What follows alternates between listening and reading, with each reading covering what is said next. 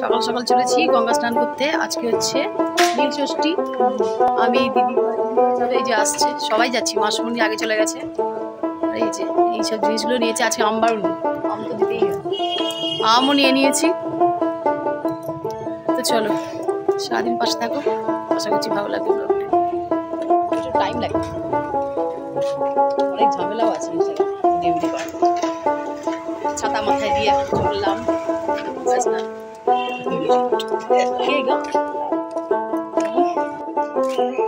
রোদের ভয়তে তাড়াতাড়ি বেরোলাম, দেখাই যাচ্ছে না।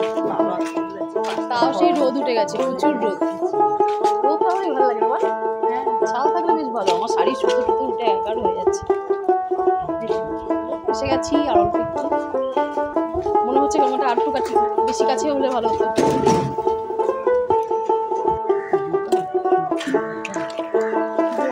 জোয়ার আছে, যাক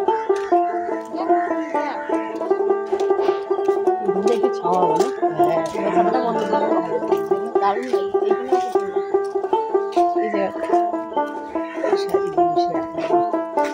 হ্যাঁ, এই শাড়িগুলো কিন্তু খুব উঠেছে, খুব উঠেছে। হলুদের মধ্যে আছে, হলুদের মধ্যে আছে। হ্যাঁ, আমিও দেখেছি সাদার মধ্যে। আর না, বড় বড় জবা ফুল হলুদের মধ্যে আছে, খুব সুন্দর।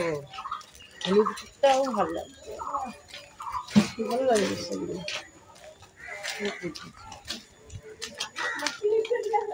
হলুদগুলো বেশি ফুটছে, লাল আর হলুদ, কাঁচা হলুদ। আমি সাদাটাই নিলাম, তারা ফুটে। সাদাটা দারুণ লাগে, সুন্দর লাল ব্লাউজ দারুণ লাগে।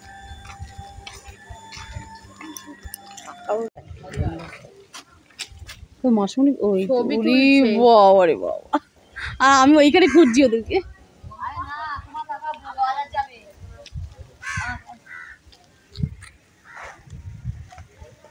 চলো মাসমুনির ছবি তুলে দিলে বোম্বা, আমাদেরটা কে করে দেবে? বোম্বাই আছে।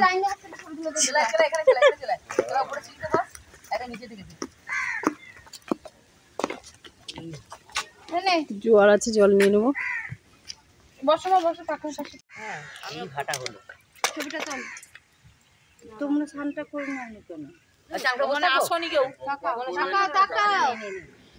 তো কিছুক্ষণ তো আমরা বসেছিলাম, আর এখন দেখো সবাই মিলে মানে গঙ্গার পুরো লাস্ট যেখানটায় জল আছে, যে সিঁড়িটায়, সেখানটা গিয়ে দাঁড়িয়ে আছি। ভাবছি কি সবাই একসঙ্গে নামবো, কারণ গঙ্গা বলেই কথা, ওই একা একা নেমে স্নান করা অত সাহস নেই।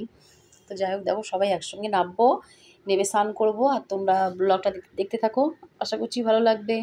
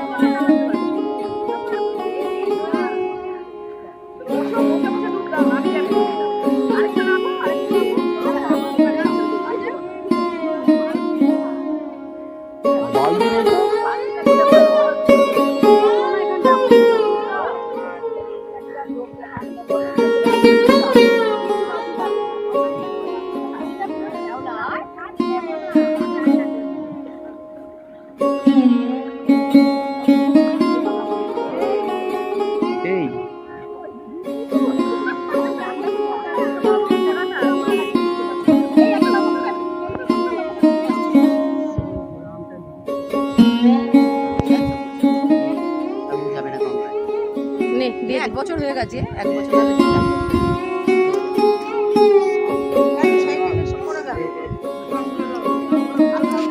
খুলে যাও, খুলে আস্তে আস্তে দেখো সিঁড়ি নেই কিন্তু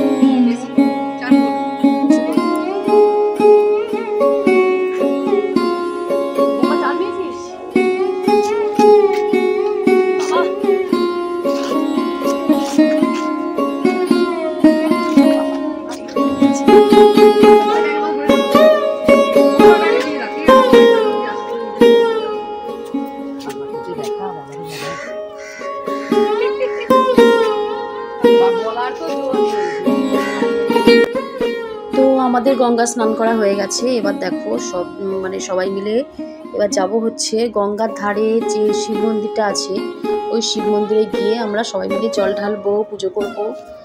আর আমরা এইটা হচ্ছে অনেক পুরনো মন্দির, গঙ্গার ধারে এরকম মন্দির থাকেই। তো এটা আমাদের অনেক পুরনো মন্দির। আমরা গঙ্গা স্নান করে সবার আগে এই মন্দিরটায় জল ঢালি, আর তারপরে আবার ওখান থেকে পুজো হয়ে যাওয়ার পর আবার চলে যাই হচ্ছে কালী মন্দিরে। প্রত্যেক বছর না যখনই আসি গঙ্গায় স্নান করতে, মানে এরকম দিনে, তখন দেখি প্রচুর ভিড়, গঙ্গায় কত ভিড় থাকে। স্নান করার জন্য প্রচুর লোকেরা অনেক দূর দূর থেকে আসে, কিন্তু এবছর দেখলাম গঙ্গায় তেমন ভিড়ই নেই, তেমন কেউ নেই, ফাঁকাই পুরো বলতে পারো। আর হচ্ছে এই শিবের মন্দিরেও মানে অন্যান্য দিনে কত মানে ভিড় হয়, কিন্তু এবারে দেখলাম তেমন কোনো ভিড় নেই। তবে এই যে কালী মন্দিরে আমরা এলাম, এখানে প্রচুর ভিড় ছিল, দেখতেই পাচ্ছ তোমরা, এখানে অনেকটা ভিড় আছে। আর কালী মন্দিরের পাশে যে শিব মন্দির, যে এখানেও জল ঢালবো, তো এখানেও আমাদেরকে লাইন দিতে হয়েছিল। তো যাই হোক, লাইন টাইন দিয়ে অনেকক্ষণ পর আমরা পুজো দিয়ে নিলাম। আর এই যে মাকে তো এত সুন্দর সাজিয়েছিল আজকে, যে চোখ সরাতেই পাচ্ছিলাম না, এত সুন্দর সাজিয়েছিল। আর একটা সবুজ রঙের শাড়ি মাকে পরিয়েছিল, খুব সুন্দর লাগছিল। তো এখানে আমরা কিছুক্ষণ সময় কাটালাম। মায়ের মন্দিরে এলে মানে মনটা খুবই ভালো হয়ে যায়, বাইরের জগতের সমস্ত চিন্তা ভাবনা থেকে একটু দূরে থাকি, সত্যি খুবই ভালো লাগে। তো দেখতে পেলে আমরা পুজো দিয়ে নিলাম, পুজো দিয়ে এখান থেকে মাকে প্রণাম করে বেরিয়ে এলাম। মায়ের মন্দিরের পাশেই আছে রাধা গোবিন্দ মন্দির। তো মন্দিরটা এখনও মানে তৈরি হচ্ছে, দেখতে পাচ্ছ, নতুন টাইপের। তো সেখানে আমরা চলে এলাম। মন্দিরটা অনেক পুরনো, মানে আশেপাশে আর কি আরও সুন্দর করে আর কি মন্দিরটা তৈরি হচ্ছে। তো দেখো মন্দিরটা খুব সুন্দর করে সাজিয়েছে আজকের দিনে। তো আমরা জানতাম না যে আজকের দিনে এরকম সুন্দরভাবে মানে মন্দিরটাকে সাজায়। তো এই মানে শিবরাত্রি ভুল হয়ে গেল, মানে নীলের উপোসের দিন, নীলের ঘরে বাতি দেওয়ার দিনে, মানে আজকের দিনে রাধা গোবিন্দ মন্দির এত সুন্দর সাজায় সেটা জানতাম না। তো এসে মনে হচ্ছে খুবই ভালো করেছি। দেখো কত সুন্দর মন্দিরটা সাজিয়েছে বন্ধুরা, তোমরা দেখো। আশা করছি তোমাদের সবাইকার খুব ভালো লাগবে। তো দেখতে পেলে আমরা এখানে এসে মানে অনেকক্ষণ সময় কাটিয়েছিলাম, খুবই ভালো লাগছিল।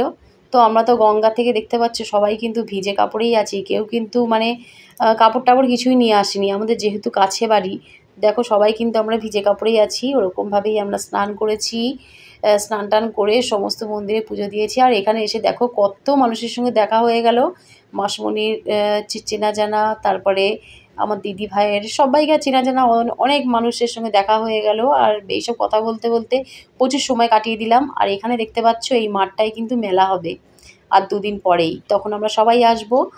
আর এই দেখো আমার গোপু সোনাকে বাড়িতে আসলাম, এসে তুলে দিলাম, তুলে দিয়ে তারপরে গোপু সোনাকে খেতে দিলাম আলু চচ্চড়ি আর পরোটা। আমি বাড়িতে এসে তাড়াতাড়ি করে আগে আলু কেটে আলু তরকারি করলাম, তারপরে পরোটা করলাম। আর আমার গোপু সোনা কিন্তু তখনও ঘুমাচ্ছিল। আমরা স্নান টান করে এসে বাড়িতে এসে তারপরে কি রান্না করে দিলাম, তারপরে গোপু সোনাকে দিলাম খেতে। আর হচ্ছে আজকে তো নিরামিষ, তো আমি তো খাবো না, এগুলো হচ্ছে তোমাদের দাদা ভাই, তারপরে বোম্বা, গুনগুন, ওরা খাবে। ওর জন্য টক ডাল, আলু সেদ্ধ, উচ্ছে সেদ্ধ, এরকম ভাত সব রান্না করে নিলাম। আর বাইরের ওয়েদারটা তোমাদেরকে একটু দেখিয়ে দিলাম। আর তারপরে হচ্ছে গোপু সোনার খাবার পালা। গোপু সোনার জন্য কী রান্না করেছে আজকে মা দেখতে পাচ্ছ, আজকে হচ্ছে ডালিয়া মা রান্না করে দিয়েছে গোপু সোনার জন্য। আজকে যেহেতু ভাত হবে না, গোপু সোনাও ভাত খাবে না, তো এই ডালিয়া রান্না করেছে। আর বেগুন ভাজা, মিষ্টি আর নানা রকমের ফলমূল দেওয়া হয়েছে গোপু সোনাকে। আর আজকের দিনে এই নীলের দিনে গোপু সোনার জন্য নীল ষষ্ঠীর দিনে আর কি গোপু সোনাকে আনা হয়েছিল আমাদের বাড়িতে। তোমাদের দাদাভাই গোপু সোনাকে নিয়ে এসেছিলো নীল ষষ্ঠীর দিনে। তো আজকে দেখতে গেলে একদিক দিয়ে গোপু সোনার তো জন্মদিন বলা যেতেই পারে, কারণ গোপু সোনা যেহেতু আজকের দিনেই এসেছিলো আমাদের বাড়িতে। তো চলো, কথা বলতে বলতে দেখো অনেক দেরি হয়ে গেল, গোপু সোনাকে দিয়ে দিলাম খেতে। আর আজকে তো গোপু সোনাকে দেখতে পাচ্ছ সেই প্যান্ট দেওয়া জামাটা পরিয়েছি, যেটা আমি তৈরি করেছি। তৈরি করাটা বন্ধুরা ভিডিও করতে পারিনি। তো যাই হোক, এর আগে একটা ভিডিও দিয়েছি গোপু সোনাকে এই জামাটা পরাবার সময়, তো তোমরা দেখে নিও। আর এই যে গোপু সোনাকে দিয়ে দিয়েছি খেতে। ফলের মধ্যে ফুটি, শসা, পেয়ারা, কলা, তারপরে শাকালু, পেঁপে, পাকা পেঁপে, আর হচ্ছে চাটনি তো থাকবেই। তো তোমরা জানোই গোপু সোনা চাটনি খুব ভালোবাসে।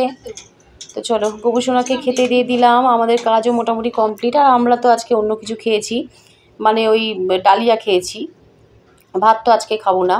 আর তারপরে দেখো সেজেগুজে কোথায় চললাম জানো, বলতে পারবে তোমরা কেউ? এখন আমি, বুম্বা আর দিশা এই তিনজন চলে যাচ্ছি হচ্ছে আমার বাপের বাড়ি। তো সেখানে সেটা তো তোমরা আগে দেখেছো দু একবার আমাকে যেতে আমার বাপের বাড়িতে। তো আজকে যাচ্ছি একটা কারণ আছে, তার কারণ হচ্ছে দুদিন পর হচ্ছে পয়লা বৈশাখ। তো আমি মিষ্টির জন্য জামা কিনে নিয়ে যাব আজকে। তো স্টেশনে এসে গেছি, স্টেশন থেকে একটা জামা কিনেও নিয়েছি। তো জামা কেনাটা সেইটা ভিডিও করলাম না, প্রচুর ভিড় ছিল দোকানে। তো চলো এখন আমরা অটো উঠে পড়েছি। এই এখনো ভালোই পরিষ্কার দেখা যাচ্ছে। হ্যাঁ হ্যাঁ ভালোই আলো আছে, কিন্তু খেজুর গাছটা এত বড় গাছে ভাবতে পারিনি আমরা। তো সেই আরে সেই ইট মেরে মেরে খেজুর পারতাম, মনে আছে? ছোট ছিল, খেজুর হয়েছে কিন্তু দেখা যাচ্ছে না। কাকু কেমন আছেন? কোথায় যাচ্ছেন? ও, মার সঙ্গে এখন যাচ্ছি দেখা করতে। চলো যাওয়া যাক। আর এই যে আমার জেঠিমা, জেঠিমার সঙ্গে আগে দেখা হলো বাড়িতে এসে। চলো বাবা, গুনগুন যা হাঁচি শুরু করেছে। হ্যাঁ আসো। বাবা এখানে সব কারা বসে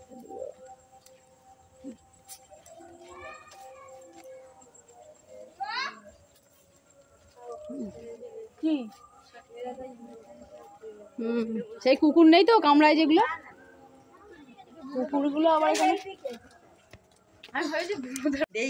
ও লাইট আছে, যা আছে হয়ে যাবে।